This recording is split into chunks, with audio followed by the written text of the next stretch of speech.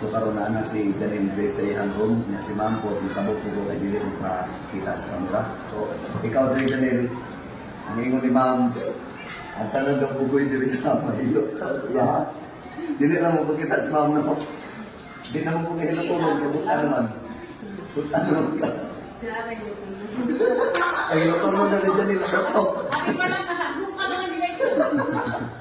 So, salamat kayo sa inyo, Ma'am Sir, no? God bless you all. Ang tingin mo kanina ay labi na sa mga OFW. Isa mo sa hero Triano, nagsakripisyo mo para sa inyong pamilya, sa kamingaw sa inyong pamilya. Salud ko sa inyo, mga Ma'am Sir. So, mayong buntag sinigtan niya, mga Ma'am Sir, no? Siyempre karon mo na first day of school ni Janelle. Nara, naka-full gear ba? Kung sa sundalo pa, naka-full gear. So, karon nagpasalamat dahil ko sa inyo ang solid na suporta, no? Kaya kung dili sa inyo ha, wala po sa akong gitundugan karon.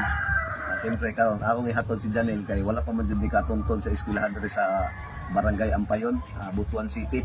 Ug bisan man ito nang utanaw no, ug katong wala pa nagsige pag-message sa ko kinsa na hukok ni Janelle. Sa klaro nga istorya ako na inakukop ni Janelle no, sukad karon nga adlaw, karong Lunes. Ako na nagpa-eskwela ni Janelle. Mo nagingon ako sa inyo, Ma'am Sir. Buhaton ako tanan ng ako makaya nga para makahuman lang ni bata ano. Kalipay na ko nga napong ko'y ma-achieve sa akong kagalingon nga makahuman kong bata nga ingon ani nga nagindusaro ra sa bukid. Dili na ko maglangay no. Sa mga istorya din. Murag tulbaan. Nakulbaan na siya ang first day sa pag-eskwela kay new friends na wa. Dahil na dito kay ginabuli man siya dito sa ilang eskwelahan karon dili na jud siya bulihon kay nana siya sa akong mga kamot. Karon ako sa ning ihatod kay maulaw. Nya ato bangon po na ako ang iyang principal ug unsay maayo ba. So dili na ko maglangay no, Ma'am Sir no. Salamat gid kayo sa inyong solid na suporta. Ginoo na lay bahala sa inyong kamaayo sa isig ka tawo, Ma'am Sir. Kalipay na to nga natay matabangan ngayon ani no. Kalipay pud nako nga mapahuman ko ni. Mo na giingon ako sa iya pud ay. Sabi ko makalimot.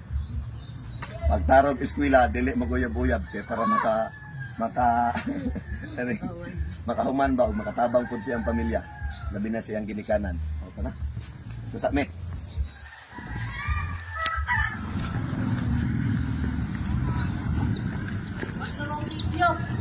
Bilang.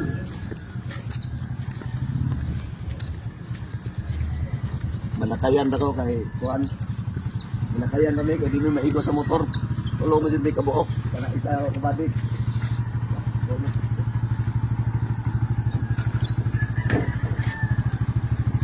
Karon mga Ma'am Sir no, na sa eskwelahan. Ako sa mga to si Janelle. Matubang ko sa principal asa ni siya nga room karon. Good luck sa iyang pag-eskwela no. Ang problema diri wala pang principal. Lang. Pwede mo ka lang ano ang principal.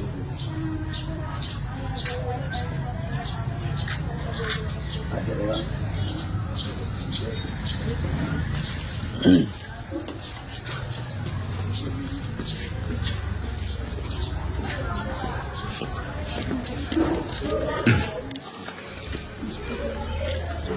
Makulat sa amin sa principal no kay hindi pa daw sa so bangit so bang pagkayod mo lang kung sa room no hindi ka tuod ka sa iyang room.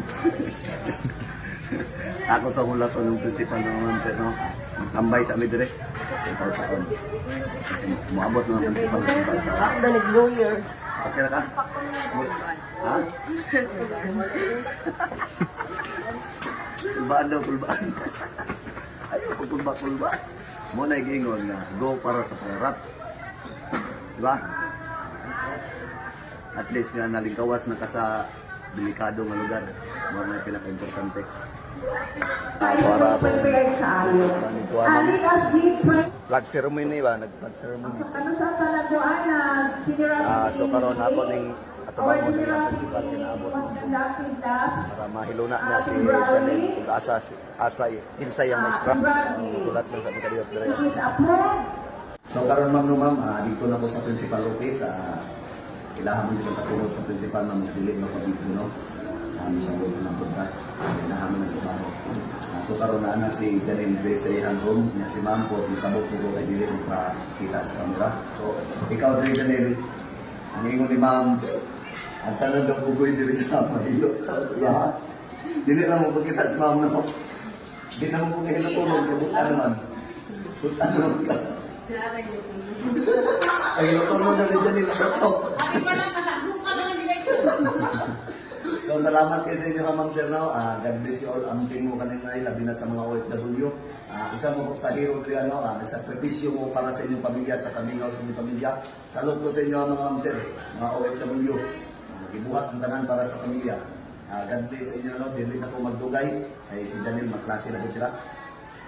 Pagtarong mag-iskulan rin ako, ako. Ayaw magkating-kating.